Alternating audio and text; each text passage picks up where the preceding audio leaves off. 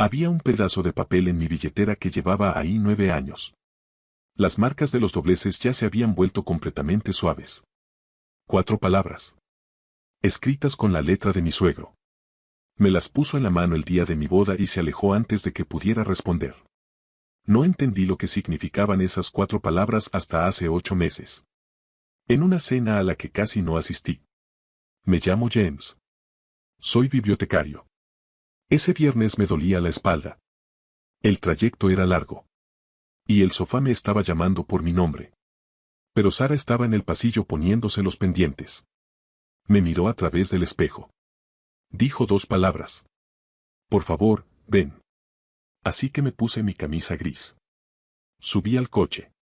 Y conduje 40 minutos hacia una noche que jamás olvidaré. La cena era por la jubilación del padre de Sara, Tom.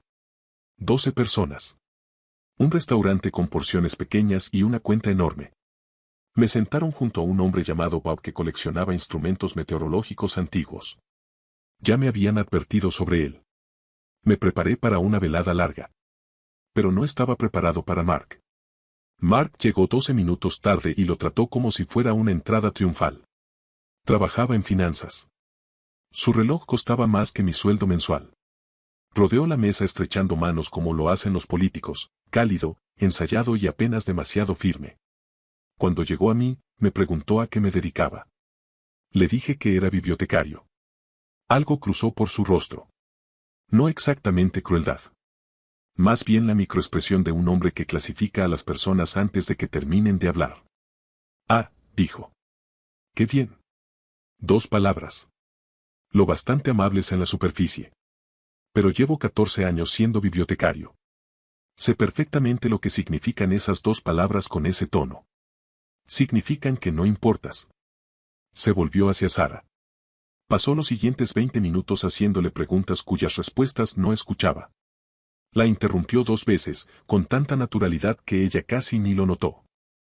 Luego levantó su copa de vino, me miró directamente y sonrió. Ustedes 2 deben tener conversaciones muy distintas en casa.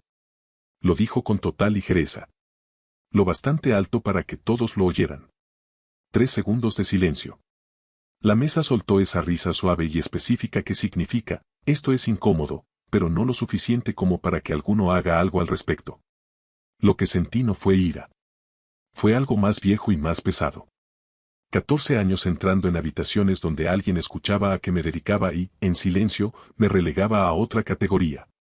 Todo eso volvió de golpe. En mi cuerpo. Al mismo tiempo. Abrí la boca.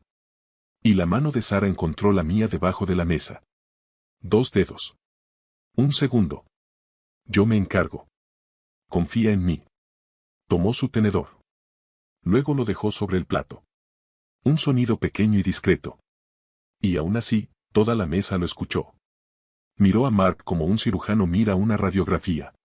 No con emoción. Con una certeza absoluta y serena. Nosotros hablamos de todo, dijo. El mes pasado hablamos sobre los derechos del agua en el suroeste de Estados Unidos, 3 estados avanzando silenciosamente hacia una crisis que la mayoría no verá venir hasta que sea demasiado tarde. El mes anterior hablamos de si ciertas tipografías provocan ansiedad medible. Hay investigaciones publicadas sobre eso. Antes de eso, él pasó toda una cena enseñándome cómo funcionaban los asedios medievales. Tenía 10 libros sobre el tema. 3 horas enteras.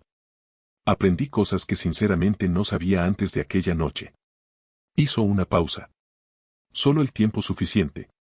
La idea detrás de tu comentario es que aquello a lo que una persona se dedica para ganar dinero es lo más interesante de ella.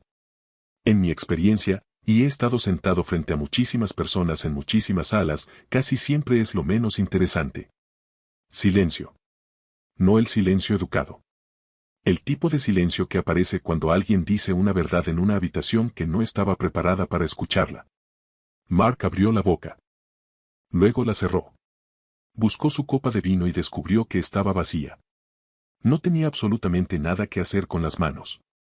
Al otro lado de la mesa, Tom miró a su hija con una expresión que jamás había visto antes en su rostro. No era solo orgullo. Era ese orgullo íntimo y silencioso de un hombre que crió algo mejor que él mismo, y lo sabe. Más pan, dijo Tom, pasando la cesta. Y así, sin más, la habitación volvió a respirar. 20 minutos después pasé junto a un pequeño rincón cerca del bar. Mark estaba allí, de espaldas, con el teléfono pegado al oído. La voz baja. Casi seguí caminando. Entonces lo escuché decir. Lo sé, amigo. Lo sé. Perdón. Estaré en casa a las 9, te lo prometo. Una larga pausa. Luego, más bajo todavía. Sé que siempre digo eso. La voz se le quebró en la última palabra. Estaba hablando con su hijo. Sus hombros eran completamente distintos. Más caídos. Más suaves, de una manera que no había visto en toda la noche. El hombre dentro de aquella chaqueta se había reducido a algo mucho más pequeño. Algo cansado. Algo que, en la oscuridad privada de ese rincón, sabía que llevaba mucho tiempo equivocándose en algo importante. Regresé a la mesa. Me senté junto a Bob.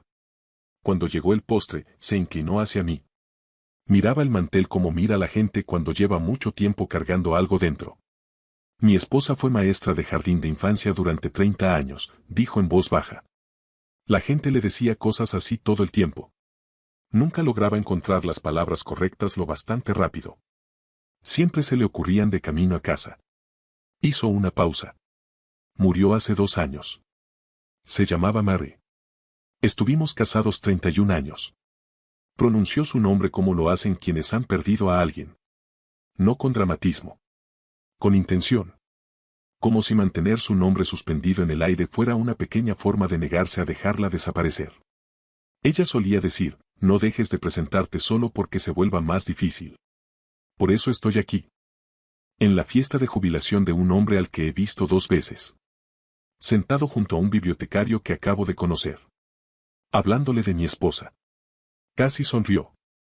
Le habría encantado lo que dijo tu esposa a ese hombre.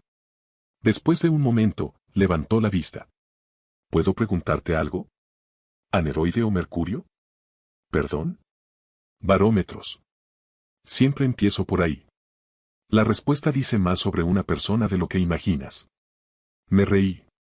No tenía pensado hacerlo. Me salió de manera completamente sincera. No sé absolutamente nada sobre barómetros, dije. Pero tengo toda la noche por delante. Se acomodó en la silla. Y durante los siguientes 40 minutos me habló de científicos victorianos que dedicaron toda su carrera a medir la presión atmosférica. Hombres que entregaron su vida a comprender algo invisible y esencial, algo por lo que la mayoría de las personas pasa todos los días sin siquiera notarlo una sola vez. Definitivamente valía la pena haber ido. Y estuve a punto de perderme por completo la oportunidad de conocerlo. Antes de llegar a la puerta, Tom me alcanzó junto al perchero. Me puso una mano sobre el hombro. Brevemente. Una sola vez. Mi hija sabe elegir bien. 4 palabras. Y ya se estaba alejando. 9 años de cenas de domingo. Una tormenta de nieve. Una tubería reventada. 300 pequeños actos de amor sin necesidad de palabras. 4 palabras. Lo era todo. En el coche, Sara condujo porque yo había tomado una segunda copa de vino. Ella siempre se queda en una. Le gusta ser la persona capaz de manejar cualquier cosa que venga después. Esa es Sara resumida en una sola frase. No tenías que hacer eso, dije. ¿Hacer qué? Defenderme. Guardó silencio durante un largo momento. No te estaba defendiendo. Lo estaba corrigiendo. Hay una diferencia. Defenderte implicaría pensar que no puedes valerte por ti mismo. Corregirlo significa que él tenía la información equivocada y yo tenía la correcta, y alguien debía decirlo. Tú no eres alguien que necesite ser rescatado. Eres un hecho que él entendió mal. Yo simplemente estaba diciendo la verdad. Miré por la ventana. La conversación sobre los derechos del agua fue hace 11 meses, dije. Recuerdo cada conversación que hemos tenido sobre derechos del agua. Han sido 4. Te importa la cuenca del río Colorado de una manera que no tiene ningún sentido práctico para un hombre que vive en una ciudad con agua corriente perfectamente buena. Hizo una pausa. Y creo que eso es una de las cosas más maravillosas de ti. Después de eso no dije nada. Ya no quedaba nada por decir. Condujimos el resto del camino con las ventanas entreabiertas y su mano descansando sobre la palanca de cambios entre los dos. Pensé en Mark, en aquel rincón oscuro, con la voz quebrada, pidiéndole disculpas a un niño. Pensé en Bob, 31 años juntos, y todavía pronunciando su nombre en voz alta en habitaciones donde nadie se lo pedía. Pensé en Tom, en sus 4 palabras y en 9 años de amor sin necesidad de ponerle un nombre. Y pensé en la nota de mi billetera. Sé siempre la persona que se presenta. Ahora Bob y yo tomamos café juntos. Cada 2 jueves. Sara fue la primera en darse cuenta. Sabes que hablas más de barómetros que de cualquier otra cosa. Eso no es verdad. El jueves pasado cancelaste el partido porque Bob te escribió sobre una subasta de barómetros. Era una subasta muy importante. Ella dejó el tenedor sobre la mesa. Igual que aquella noche en la cena. Y sentí un instante breve y completamente irracional de pánico, tiene preparada una respuesta devastadora. Pero en lugar de eso empezó a reír. A reír de verdad. De esa forma que le ilumina toda la cara. Esa risa que yo siempre persigo. Hiciste un amigo, dijo por fin.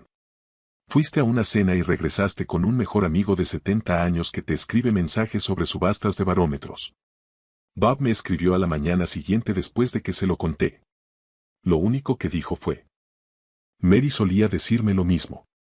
Yo le decía que los barómetros eran una inversión. Luego un solo punto final. Solo un punto. Y un hombre al otro lado del teléfono sonriendo en silencio para sí mismo en una casa donde antes vivían 2 personas. Algunas noches todavía estoy a punto de no ir. La espalda sigue doliendo. El trayecto sigue siendo largo. El sofá sigue siendo cómodo. Pero entonces pienso en esa nota. Sé siempre la persona que se presenta. No dejes de presentarte solo porque se vuelva más difícil. Mary decía eso. Y tenía razón. Tenía una razón tan absoluta y permanente que duele admitirlo. Si esta historia se quedó contigo, suscríbete. Deja un comentario contando ese momento al que casi no fuiste y que terminó significándolo todo. Y si hoy hay alguien en tu vida que necesita escuchar esto, envíaselo. Tú ya sabes quién es.